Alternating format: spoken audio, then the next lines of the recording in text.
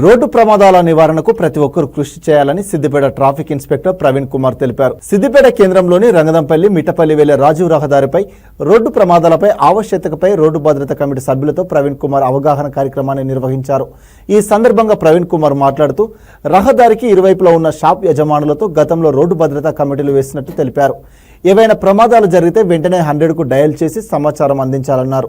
క్షతగాత్రులను కమిటీ మెంబర్లు వెంటనే ఆసుపత్రికి పంపించే ప్రయత్నం చేయాలని చెప్పారు. అతి వేగంగా వాహనాలు నడిపే వారిపై నిఘా పెట్టాలని సూచించారు. రోడ్డు భద్రతా కమిటీ మెంబర్లు బాధ్యతగా వ్యవహరించి రోడ్డు ప్రమాదాల నివారణ గురించి కృషి చేయాలన్నారు. ఈ కార్యక్రమంలో 3 టౌన్ ఎస్ఐ చంద్రం, ట్రాఫిక్ సిబ్బంది, ఇరు గ్రామాల రోడ్డు కమిటీ తదితరులు పాల్గొన్నారు.